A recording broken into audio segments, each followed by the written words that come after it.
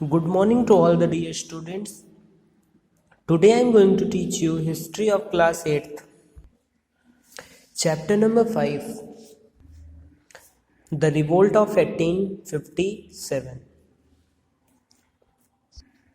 ये वीडियो इस चैप्टर का हिंदी एक्सप्लेनेशन है।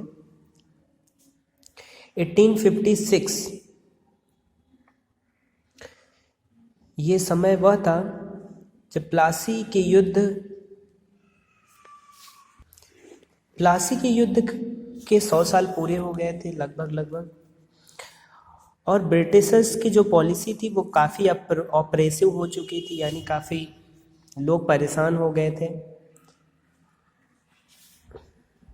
इसलिए 90th सेंचुरी में बहुत सारे रिवोल्ट्स हुए जो इंडियन ने किए, भारतीय लोगों ने किए। अंग्रेज़ों की जो पॉलिसी थी, नीतियाँ थी, वो बिल्कुल बेकार थी, या लोगों को हर्ट करने वाली थी, लोगों को परेशान करने वाली थी, लोगों को दबाने वाली थी। हालांकि इस समय जो अंग्रेज थे या ब्रिटिशर्स थे, उनका पावर जो था वो पूरे इंडियन सब कॉन्टिनेंट में लगभग फैल चुका था। और जो भारतीयों द्वारा रिवोल्ट यानी विद्रोह किया गया वो काफ़ी पॉपुलर हुआ, जिसे हम 1857 का रिवोल्ट कहते हैं। अब बंगाल के जो नवाब थे वो अंग्रेज़ों के हाथों की कठपुतली बन चुके थे। वास्तविक जो पावर था वो अंग्रेज़ों के हाथ में था। और लॉर्ड डलहौजी की एक पॉलिसी थी, डॉक्ट्रिन ऑफ लैप्स, यानी राज्य हड़पने की नीति। इस नीति में था यह कि अंग्रेज़ों को वो सारे राज्य दे दिए जाएं जिनके कोई उत्तराधिकारी नहीं है, यानी जिनका कोई हेयर नहीं है या उत्तराधिकारी नहीं है, वह स्वतंत्र राज्य घोषित कर दिया जाएगा और उसे छीन लिया जाएगा और अंग्रेज़ों को दे दिया जाएगा। भारत में ऐसे कई सूबे थे जिनमें उत्तराधिकारी नहीं थे। झांसी का क्षेत्र था जिसमें रानी लक्ष्मीबाई थी, नाना साहेब, मराठवा पेशवा बाजीराव सेकंड का जो पुत्र था, बेगम हजरत महल थी, अवध का राजा था। ये सब क्या हो गए थे, पूरी तरीके से इनको छीनने की पॉलिसी बनाई गई, जो कि लॉर्ड डलहौजी जो था उसकी लैप्स पॉलिसी जो थी उसके अंतर्गत ये लोग छीन लिए गए और अंग्रेजी हुकूमत में मिला लिए गए। जो सिपाही लोग थे वो भी काफ़ी दुखी थे। कई सारे ऐसे रूल्स पास कर दिए गए जिसमें कि लोगों के धर्म का भी ध्यान नहीं रखा गया। लोग भी अब असुरक्षित महसूस करने लगे। कई सारे क्रिश्चियन मिशनरीज थे जो कि स्कूल खोलने लगी और अपने धर्म का वो लोग प्रचार कराते थे। कई ऐसे जैसे विडो रिमैरिज था, सती प्रथा था, ये सब अंग्रेजों द्वारा बंद कर दिए गए, जिससे कुछ ऐसे कंजर्वेटिव लोग थे समाज में जिनको यह बुरा लग रहा था।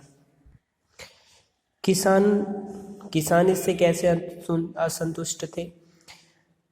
गाँव की इकॉनमी पूरी तरीके से बर्बाद होती जा रही थी, फसल बर्बाद होते जा रहे थे और बहुत कम पैसे पर उनके अनाजों को लिया जाता था।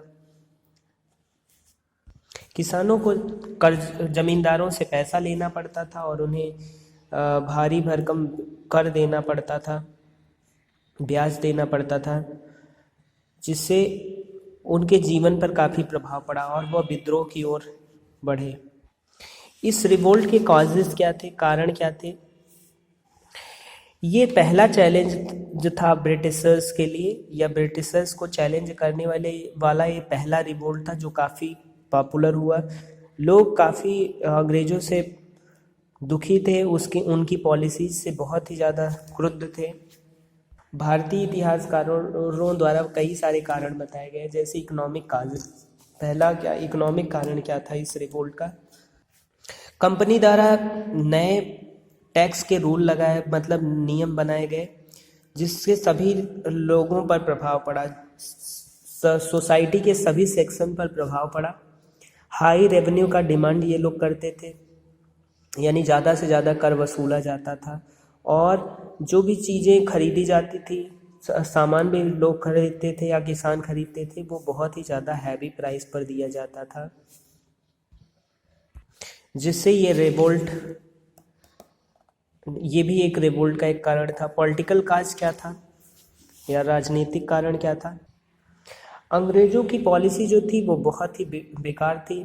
लोगों के अंदर भय पैदा हो गया, लोग शंकाग्रस्त होने लगे, लोगों को बेचैनी महसूस होने लगी। और लॉर्ड डलहौजी की जो लैप्स पॉलिसी थी, इसने कई सारे राज्यों को हड़प लिया था, जैसे झांसी, सतारा, नागपुर। ये इस डॉक्ट्रिन के अंदर आ गए जहाँ के कोई भी हेयर नहीं था, उत्तराधिकारी नहीं था, और इन्हें अंग्रेजी हुकूमत में मिला दिया गया। बहादुर शाह को भी, जो कि एम्परर था, Mughal emperor, last Mughal emperor था, उसे भी बर्मा भेज दिया गया। और जो भारतीय पढ़े लिखे लोग थे, जिनको सिविल सर्विसेज में जॉब मिलती थी, उन्हें काफ़ी कम पेमेंट मिलता था। इससे उनके अंदर में, भारतीयों के अंदर क्या, डिससेटिस्फैक्शन यानी असंतोष पैदा हो गया। रिलीजियस काजेस क्या थे, यानी धार्मिक कारण क्या थे इस रिवोल्ट के?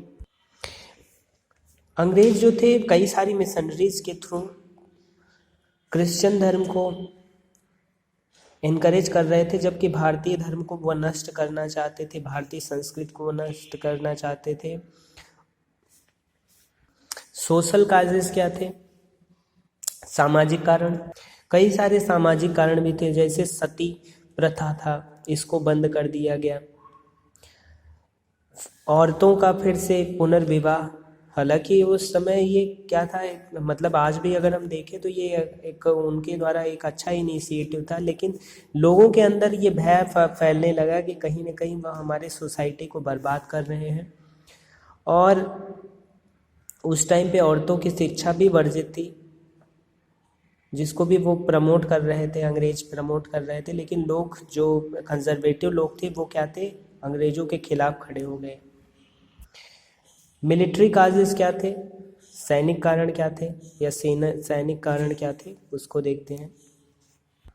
अंग्रेजी से मतलब अंग्रेजों और भारतीय सैनिकों के बीच में बड़ा मतभेद था। भारतीय सैनिक निम्न स्तर के समझे जाते थे और उन्हें उस तरीके से सम्मान भी नहीं मिलता था, और ब्रिटिशर्स जो ऑफिसर्स थे वो बहुत गलत तरीके से ट्रीट करते थे इंडियन सोल्जर्स को। भारतीय सैनिकों को सैलरी में बहुत कम पेमेंट मिलता था, और उनके प्रमोशन के चांस भी थे वो बहुत कम थे, और अंग्रेज़ों के अपेक्षा उसी काम के लिए उन्हें आधे सैलरी से भी कम दिया जाता था। इस तरीके से आर्मी के अंदर भी एक डिससेटिस्फैक्शन हो गया। उस समय पे इंट्रोड्यूस ये हुआ था कि तात्कालिक कारण उस समय क्या था, इमीडिएट काज क्या था। अंग्रेजों ने एनफील्ड राइफल को इंट्रोड्यूस उस समय किया, और उनको चलाने के लिए ट्रेनिंग दी जा रही थी, और जिसके कारतूस किसके लगे थे, एक रूमर फैल गया कि इसके जो कार्ट्रिज हैं वो काऊ या पिग के मांस से बने हुए हैं, जिससे हिंदू और मुस्लिमों के अंदर एक गुस्सा पैदा हुआ। उन्होंने इसके खिलाफ जाना शुरू किया। इस तरीके से ये एक इमीडिएट काज था उस समय। अब रिवोल्ट कैसे स्टार्ट हुआ? ये रिवोल्ट उसी समय स्टार्ट हो गया जबकि उन्हें ग्रीस करने के लिए कार्ट्रिज दिए जाते थे, तो लोगों ने उसका विरोध किया। उन्होंने अंग्रेज़ों की बातों को की अवहेलना करना शुरू कर दिया, अवमानना शुरू कर दिया। मंगल पांडे जो कि 34 रेजिमेंट में एक सैनिक थे, उन्होंने ब्रिटिशर्स के खिलाफ जाने का सोचा और उन्होंने रिवोल्ट करना शुरू कर दिया अपने धर्म के कारण। लेकिन उन्हें क्या किया गया, उन्हें पनिशमेंट दिया गया, 10 साल तक इम्प्रीजन यानी जेल भेज दिया गया, और उन्हें पब्लिक में काफ़ी ज़्यादा डिस्ग्रेस किया गया है, अपमानित किया गया। 10 में 3rd कैवेलरी रेजिमेंट में उन्होंने क्या किया, कई सारे अंग्रेजी ऑफिसरों को मार दिया। बाद में उन्हें पकड़ लिया गया और उन्हें मौत की सज़ा सुनाई गई। स्प्रेड ऑफ रिवोल्ट, रिवोल्ट किस तरह फैला। कई सारे क्षेत्र थे भारत में जो जैसे मेरठ, दिल्ली, कानपुर, लखनऊ, झांसी, बरेली, आरा, कुछ बंगाल, असम, उड़ीसा, मध्य प्रदेश, उत्तर प्रदेश, बिहार, राजस्थान, महाराष्ट्र, इन सब क्षेत्रों में ये रिवोल्ट एक फैलने लगा। भिन्न भिन्न जगहों पर भिन्न भिन्न लीडर्स के थ्रू ये प्रोटेस्ट या रिवोल्ट आगे बढ़ा। कानपुर में नाना साहेब ने अपने आप को पेशवा घोषित कर दिया। तात्या टोपे, अजीमुल्ला, लखनऊ में बेगम हजरत महल ने इस रिवोल्ट को आगे बढ़ाया। मौलवी अहमदुल्ला और झांसी की रानी लक्ष्मीबाई, इन्होंने, और बहादुर शाह खान बहादुर खान जो था उस बरेली की तरफ से लीडरशिप उसकी थी। कुंवर सिंह जो उन्होंने आरा के क्षेत्र में बिहार में काफ़ी अपनी सेना को ऑर्गेनाइज किया और अंग्रेज़ों से रिवोल्ट किया। अब रिवोल्ट को कैसे सप्रेस किया गया। अंग्रेज़ों ने बहुत ही ब्रूटली सप्रेस किया इस रिवोल्ट को। उन्होंने बुरी तरीके से कुचला और बहादुर शाह जफर को पहले तो जेल में डाल दिया गया, बाद में उसे रंगून भेज दिया जो कि आज म्यांमार में है, बर्मा। इस तरीके से मुग़ल वंश का पतन हुआ, ख़त्म हो गया मुग़ल वंश। भक्त खान, रानी लक्ष्मीबाई, खान बहादुर खान और कुंवर सिंह लड़ते लड़ते मारे गए। नाना साहेब, बेगम हजरत महल नेपाल भाग गए, नेकल बच निकले। तात्या टोपे को कैप्चर कर लिया गया, पकड़ लिया गया और उन्हें फांसी पे लटका दिया गया। कई सारे गांवों को जला दिया गया। नेचर ऑफ रिवोल्ट, रिवोल्ट किस तरीके का था। यह अंग्रेज़ों के खिलाफ एक विद्रोह था और यह पहला वार था जो कि इंडिपेंडेंस के लिए लड़ा गया था। इसमें कई सारे सेक्शन के लोगों ने पार्टिसिपेट किया, पीजेंट, आर्टिजन, और ये पॉपुलर भी हुआ, काफ़ी पॉपुलर भी हुआ, लेकिन यह रिवोल्ट असफल रहा। फेलियर ऑफ रिवोल्ट, रिवोल्ट कैसे असफल हुआ। निश्चित रूप से आप यह कह सकते हैं कि जो भारतीय लोग थे वो पैट्रियाटिक थे, यानी काफ़ी उनमें देशभक्ति थी, लेकिन फिर भी ये जो विद्रोह हुआ इसमें उन्हें हार का सामना करना पड़ा। और ऐसा क्यों हुआ, क्योंकि भारत के जो लोग थे वो पूरी तरीके से ऑर्गेनाइज्ड नहीं थे, संगठित नहीं थे। कई सारे जो बादशाह थे या राजा थे जैसे ग्वालियर, इंदौर, हैदराबाद, जोधपुर, भोपाल, पटियाला, नाभा, कश्मीर, इन्होंने इस रिवोल्ट में भाग ही नहीं लिया, यानी वो पार्टिसिपेट नहीं किया, जिससे ये मूवमेंट और ज़्यादा सफल हो सकता था, लेकिन हो नहीं पाया। और केवल 1% लोगों ने ही इस रिवोल्ट में पार्ट लिया। ब्रिटिशर्स की रूल का जो रूल था, डिवाइड एंड रूल, यानी बांटो और राज्य करो, उसमें वो सफल भी रहे। इस रिवोल्ट का रिजल्ट, आउटकम क्या निकल कर के आया उस पर देखते हैं। हालांकि ये रिवोल्ट काफ़ी मायनों में सक्सेसफुल रहा, भले ये फेल हुआ, लेकिन फिर भी कई मायनों में ये क्या था, काफ़ी सफल रिवोल्ट था। क्यों था, क्योंकि इससे अंग्रेज़ों को अपने रूल्स रेगुलेशन में कंसीडर करना पड़ा। कई सारे ऐसे लॉज बनाए गए जिससे फिर इस तरीके का विद्रोह ना हो सके। कई सारे जो टेरिटरीज जो उन्होंने अपने आप में संगठित किए थे, अपने में मिलाया था, अनेक्स्ड किया था, उसे उन्होंने क्या किया कि एक गाइडलाइन निकाली कि भविष्य में ऐसा अंग्रेज़ों द्वारा ना किया जाए। और जो इंडियन सोल्जर्स थे उनकी संख्या बढ़ाई गई और नए गोरा, खास और सिख्स, पठान से इन सबको भी रिक्रूट किया गया, यानी इन सबको भी चुना गया। इस तरीके से ये जो रिवोल्ट था 1857 का, ये काफ़ी सफल रहा। क्वेश्चन आंसर देख लेते हैं। The law passed in made conversion of Christianity easier 1850 में। The highest post of India that an India could get in army was that of the subedar. Subedar की पदवी दी जाती थी, जो हाईएस्ट पोस्ट था। Who organise the revolt at Arrah? Kunwar Singh. Who was the last Mughal ruler? Bahadur Shah Zafar.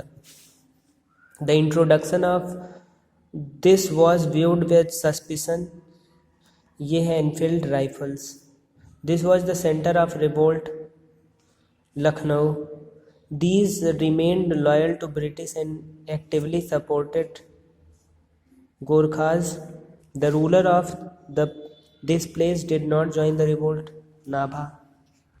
Fill in the blanks. The Hindus as well as Muslims were against the British due to annexation of Awadh. The revolt of 1857 was started by the soldiers. Mangal Pandey was the first sepoy to protest against greased cartridge. The revolt in Delhi was led by Bhakt Khan. Bahadur Shah Zafar was deported to Rangoon. True है कि false है बताना है. The sepoys participated in revolt in 1857. False. The revolt of 1857 started from Kanpur. False. The sepoys refused to serve the overseas. False. The revolt of 1857 spread through the India. सही है. True. Rani Lakshmibai was friendly to British. False है. इसी के साथ ये chapter complete होता है. Thank you so much.